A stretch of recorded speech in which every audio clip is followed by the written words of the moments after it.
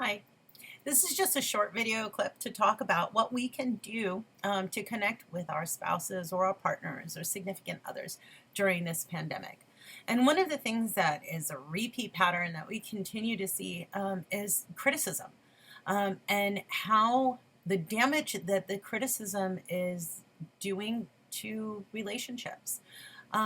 So right now, I challenge you to think about yourself and your feelings and identifying your own feelings as opposed to being critical and criticizing your spouse or your significant other.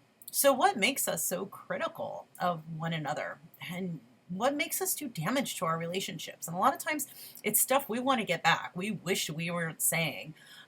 We wish it hadn't come out of our mouths, and then all of a sudden it's out there and we've done damage and somebody is hurt because we have been overly critical.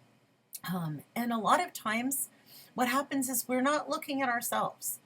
We're not looking at what our feelings are and how we're deflecting those and we're pushing them off on the other person. And sometimes it's a lot easier to look at another person and criticize them than it is to look internally and see what it is we're feeling and what it is that we're not expressing. So, communication, everyone hears that. Communication is key. Yes, communication is key in a good relationship. But it's not just talking. It's not just talking, people will talk. It's sharing. Good communication involves sharing, and it involves sharing your feelings, your emotions.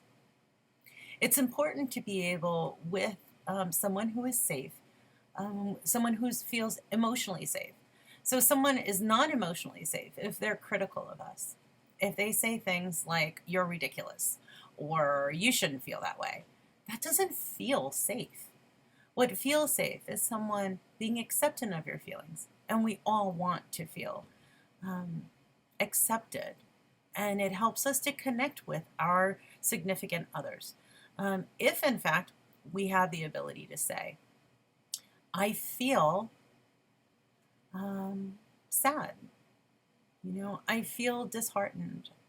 Maybe I feel hopeless. Right now, during this pandemic, a lot of us are feeling powerless. We're feeling as though we're very uncertain about the future. And so it's easier to say, well, your hair looks terrible today. Or have you always been such a slob, or is it just now that I'm noticing it? It's easier to say that than to say, I feel powerless.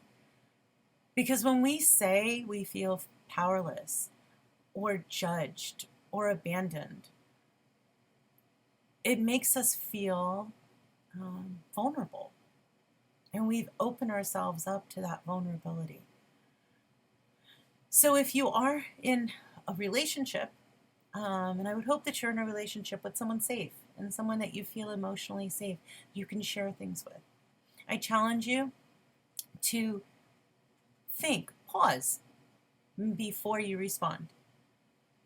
Think about the impact that your words are going to have on your significant other. Am I saying something that's going to damage my relationship?